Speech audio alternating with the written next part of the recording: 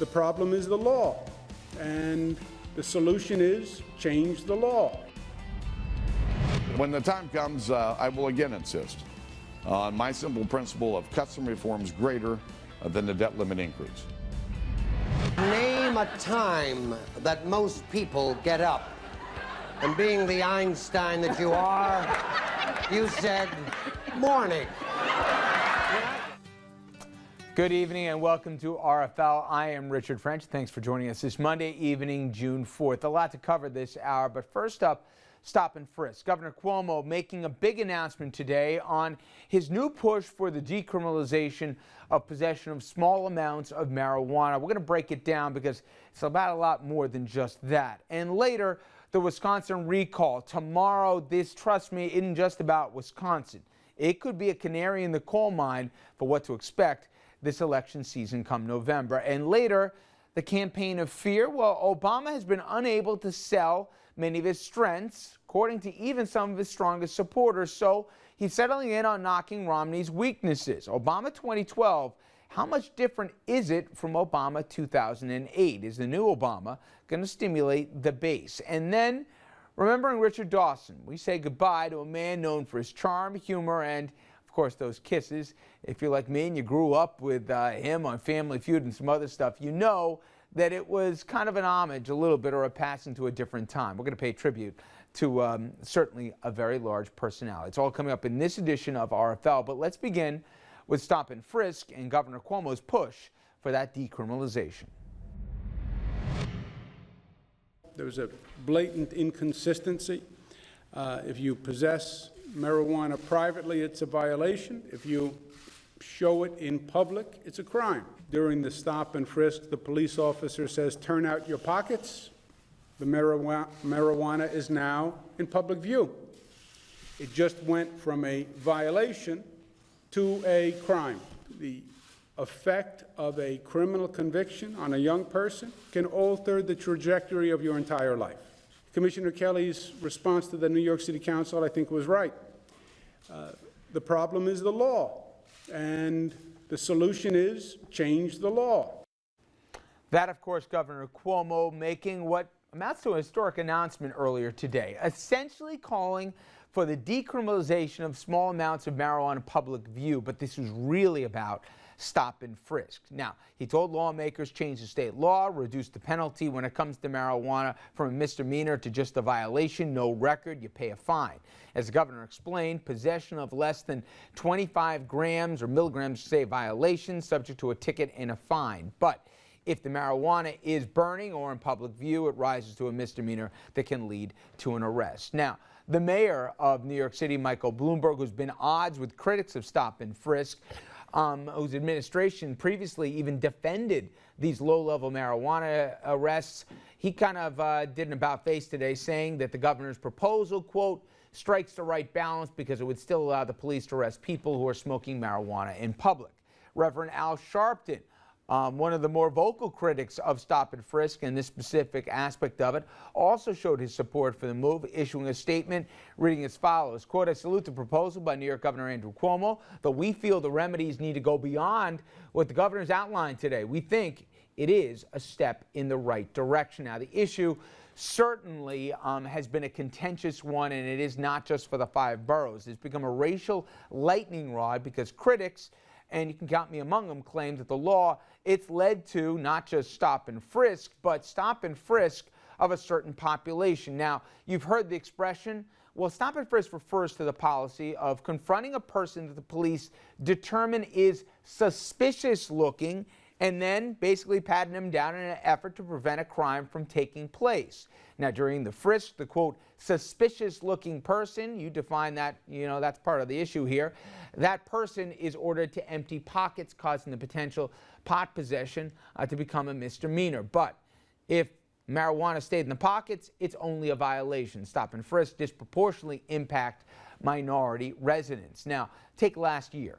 In 2011, the NYPD reported a record more than 600,000 stops And trust me, the number most agree a lot closer to 1 million. It's a 600% increase since Ray Kelly took over as commissioner of the NYPD in 2002. That's according to the police's own data. 84% of the people stopped, Black and Latino. All right.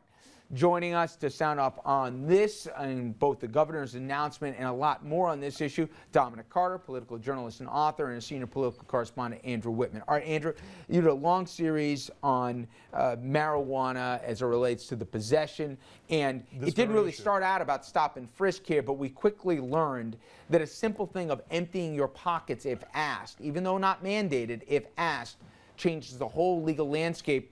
And that's really at a crux of a lot of what happened today. Well, and we heard stories from people who had this happen to them and from attorneys who had seen this. Basically, it comes down to, since the late 70s, small level possession of marijuana has been decriminalized in New York State. It's, you just write somebody a ticket. But as the governor explained, if it's out in public, all of a sudden that's something you can be arrested for. So the police would go through and say, look, if you got anything on you, you got to let me know. Otherwise, if I find it, you're going to be in big trouble. So just show it to me. And as soon as it comes out, on come the cuffs, out comes the fingerprinting. All of a sudden you're in. All of a sudden you're in the system. It's stop and frisk on steroids, because it's not just stop and frisk on the off chance. Look, we actually have an arrest here. That's a positive number. And by the way, if people, and I would be among them, if you asked me, name the cities where pot possession led to more criminal convictions, I never would put left blue New York City in there, but in fact it was right at the top of the list. Since the beginning of the Giuliani administration, more arrests for marijuana possession in New York City than any city in the world. Okay, Dominic, to me though, when I first heard the headline before I read it, I was thinking, wow, we got a major thing. Now this is significant, but it's just the first step, because stop and frisk has been a divisive issue. It's going to be a huge issue in the mayoral election next year. You have a defiant NYPD police commissioner Ray Kelly and Mayor Bloomberg, regardless of the critics, many of which, you know, agree with him on most other things, but on this one say, time out here. 9 out of 10 people you're pulling over are Black and Latino. You're only going to certain neighborhoods to do this. And basically people just walking down the street, if the cops decide they don't look right or they don't belong here or we just want to hassle them, they can and they do, and it's created a lot of resentment, hasn't it? Law enforcement officers, Richard, do an excellent job every day. But when they have to assume who's committing the crime, guess what the race of that individual is going to be? It's not even a crime, right? Of course down the not. Street, no, right? no, of course it's not a crime. Now, I talk to lawmakers almost every day and to community leaders, and this is issue number one. And the reason being, it's not right. It's not right. It's not the American way. What is happening here? You know, as a way of giving back, I just want to give this one example.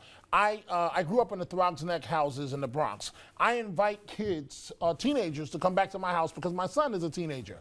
And normally it's about 8 Black and Latino males. Every year, every single one of them tells me they've been thrown up on the wall, every single one, and frisked by police. And it's not just for marijuana. If someone stops you and throws you up on a wall, spread eagle, you're not going to be in the best of moods to that individual. In front of your neighbors, family. And then the moment you mouth off to that police officer, that's an arrest grounds. That's disorderly conduct. So you don't even have to have anything on you. And what does as that far do as for those marijuana? people, those young people's relationship to the police or getting their help for other crimes? You already know what it does to the relationship with the police. These young African Americans and Latinos view the police as the enemy. And it's the that big simple. important part that I think the public, if they're not from this neck of the woods here, has to realize is, I'm sure someone's saying, oh, cry me a river, you bleeding hearts. These stop and frisks don't result in arrest, but for a fraction of the time. It's not not even a like, fraction. Not even a fraction. It's not like out of every 10 stops, they're arresting 3 or 4 people. Part of the reason why this came out with marijuana was, think about it. A tiny possession that nowhere else almost in the country you're going to get hassled for unless you're smoking it in broad daylight. That's a consequence of this practice. And I'm not even getting into marijuana, legalizing, whatever else. You're creating communities, and I know you reached out to lawmakers today on both the city level and state level. It's getting bigger and bigger, this issue, and Ray Kelly and the mayor are digging their heels in deeper and deeper. It took the governor today to really say, guys, we're not on the same page on this. Richard, you have to understand how this goes. And this is literally what's been described to me by young people.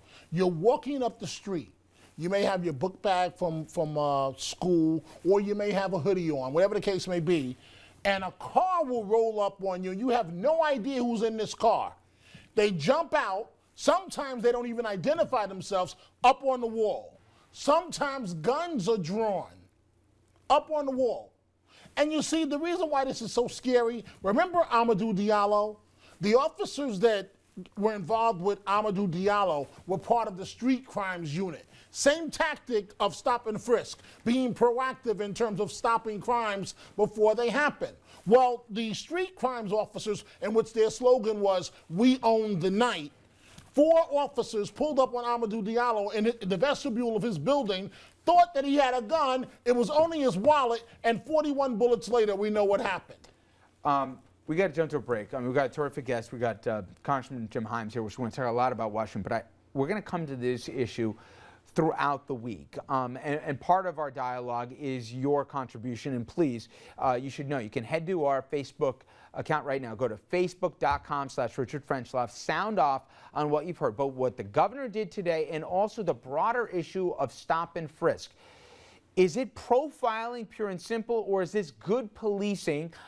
Two very different perspectives on a very, very debatable issue. We're going to get to your comments in a coming episode. But I want to remind everybody here that we, as I said, are going to come back to this. We have a young man that our own Kim Lengo is going to profile that has been stopped 5 times. He's a college student. Absolutely nothing wrong with thinking about law enforcement. That's off the table right now for him. We're going to be talking to law enforcement officials who've been suspended because they spoke out against the practice. They'll give us their perspectives. We'll hear from lawmakers this week as well. We'll be hearing from all different angles here on this issue, which, trust me, is not going away, regardless of what the governor had to say today.